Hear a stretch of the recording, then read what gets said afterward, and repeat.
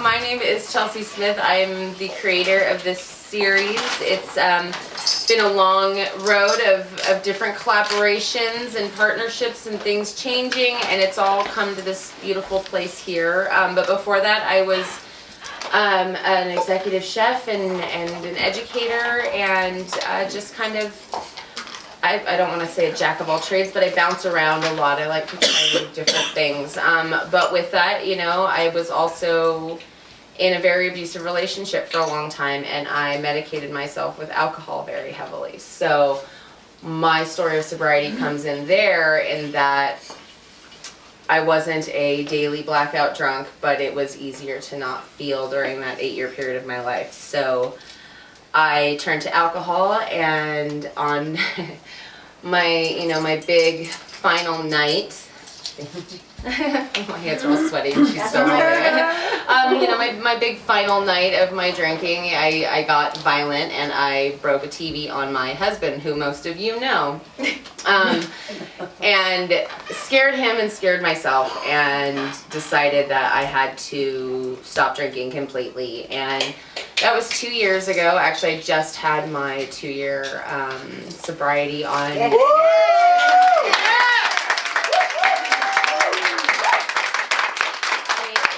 March 22nd, actually, is that, because actually the reason I had my last episode, I guess you could call it, was I had missed my daughter's birthday. She lives with her dad for my abusive ex-partner was able to obtain custody of my 2 children in the separation, and I missed her birthday and I couldn't handle it, so I took it out on my husband. So anyways, that was 2 wonderful days now for me, are going to be in the same month within days of each other going forward. So but with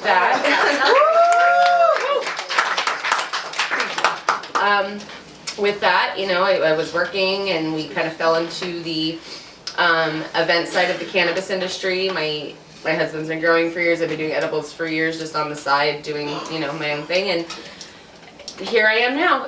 One thing led to another, and here we are here. And I've kind of just stumbled into this education side of things. And if you know me well, you know I sound like my mother, but it's not a bad part of me, about her, that I got. So we're focusing on education and breaking those stigmas and letting people know how important it is that, you know, cannabis is, I tell everybody, is like a superfood for your mind and your soul and your whole body. It's the multivitamin we've all been missing for so long. So that's where I'm at, and that's my introduction and my little story, and then we've got tons more questions to do, so I'm done. All right. Thank you. And our next panelist, Yoko, please introduce yourself, baby. My name is Miyoko Toy. I am super nervous, so please be super patient with me. My friend that I love talked me into this, because normally I am in the background. I am an information security analyst, SE certified from NT 4.0. So what I do is dig for information. And I have been corporate America my whole life. I've only been in the cannabis industry for like the last 7 years. And I was a crazy mom. Like, I flushed so many bags of weed for my kids. Oh my God. I was crazy, but like I drank through all of this. Like I did, so they couldn't get high, but I could get drunk and burn shit up. I could drink in that military with no consequences for my actions. Yeah. I could give you stories, but we're gonna move past that. So how did we get to be here today? I don't drink anymore. I have great relationships with my kids.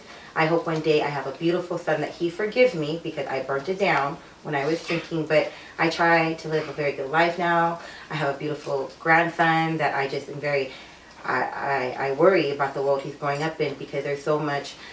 I took a lot of heat from transitioning from corporate into cannabis, and they're like, you make so much money, what are you doing? Now you're a glorified drug dealer. And all I do is provide information to anybody who wants it, whatever merchandise, whatever you're looking into. I just want to make sure everybody has access to healthy medicine. You have access to resources that we need, that we build a community that we can talk in, because this is a community that we raise our children in. My grandson is going to grow up, he's a baby right now, and he's going to grow up one day in this world that we set before him. So taking a stand today for me is huge, because I had to make a choice between either being like Joy. I had to leave Florida, I had to leave the mental health field because I got high with my bosses, but we used to give drug tests to people. We used to submit court documents about the same thing. And you were the people I said in there like, really? Yes, but you have to Gotta make a keep it judgment up. call. At the end of the day, I don't have any control over Florida and what they do. What I can do is be honest to myself. I'm not going to put myself in a situation to go to jail anymore and move away from a state that would, depending on the county, over a seed. Let me tell you, ladies, over a seed of blunt put you in jail. They will ruin your reputation. They will take your children away from you, and you have to prove that you're a good parent. You have to prove that you're a good woman, that you are a good person. So here we are in cannabis with Chelsea and Gina and Annie and all my veteran women that I just adore, and my community. And that's my bio. Short and sweet.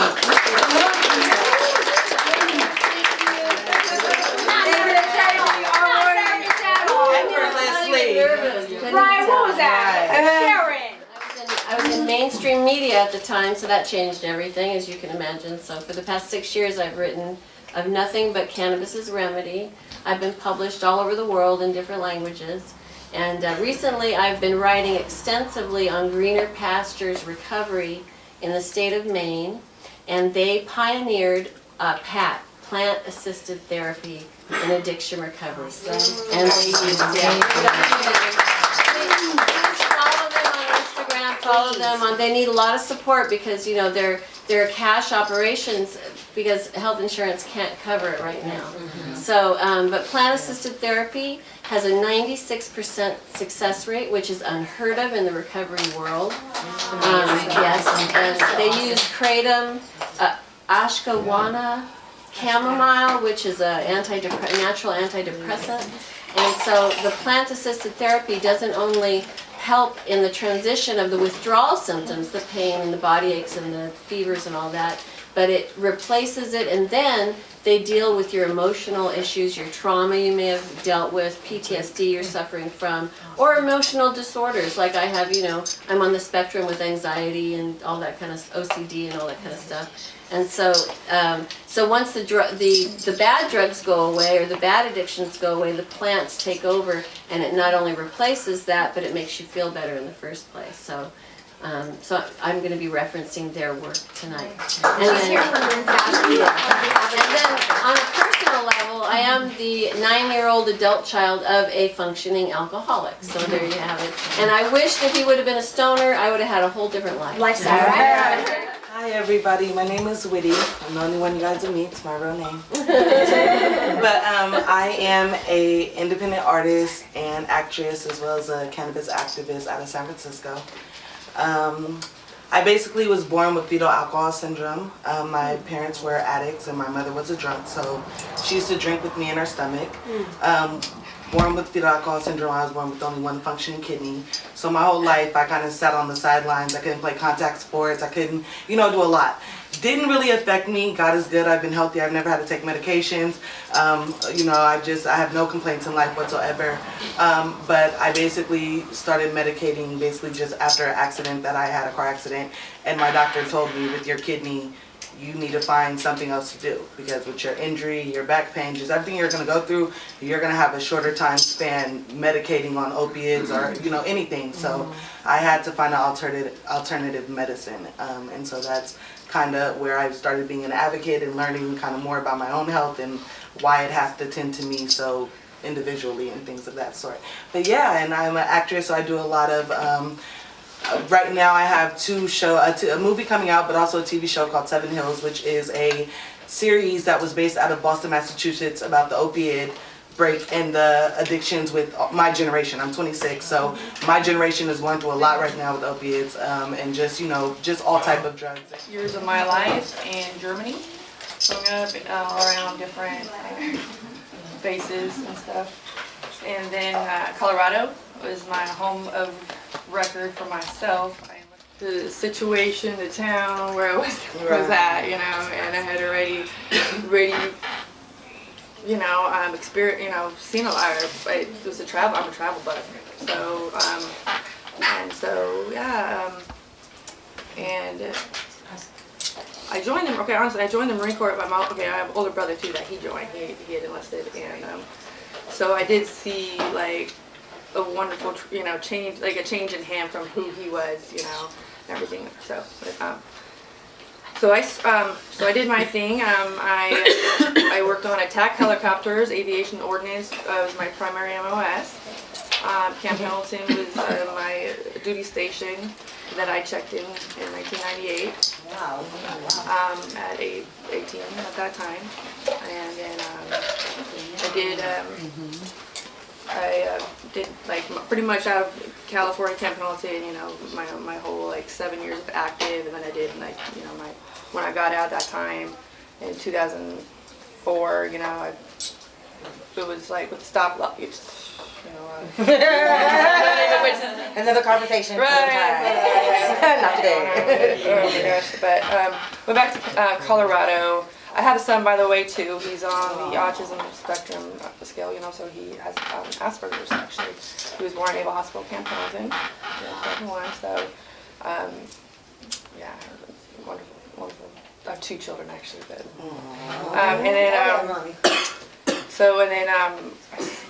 Colorado, I was actually a bartender in Golden, Colorado for a couple years after I got out, so I was actually getting people drunk.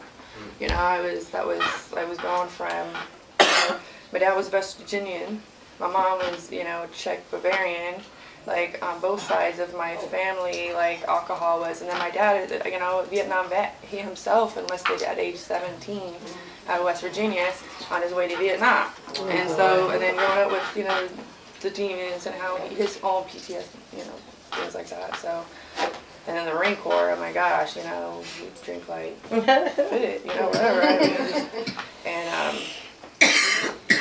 I mean, so I'm sober now because I buried my dad last year. And so, To your soberness and to your father, our condolences. I went back to West Virginia and buried him last year, and that definitely was, for me, it was with the alcohol, it was no more. And so, cannabis definitely, has always been a wonderful tool, tool belt of life with plants and different things. Because actually, I grew up also having like dandelion salad and soup with my Omi that she would make, and different mushrooms and different plants. So I'm definitely like, and so, and then on the VA, I'm a client of the VA. When I transitioned out of the system. So I've gone from being told I was a criminal, by my doctor, and having actually my son take it, my CPS. My son was taken from me in 2012 due to my cannabis usage for medicating, and I went through the whole reunification to prove that I'm a good mom and worthy enough, and while the state made a lot of money off my child, let me tell you how much money they make when they put children in the system. Criminal. Yeah, yet you can't parent yourself. It's criminal. And so I'm an advocate, as far as also for parent advocate for IEPs. I learned that process. So like getting to know your local area plan for your child with special needs, and so I'll go sit with I do that, and then and then I do a lot with my women friends, girlfriends. I'm a mom. She's our regular. We love you. Annie is very happy. Don't let her fool you. Yes, she is. Very Yes, she is. She's playing herself very down right humble. now.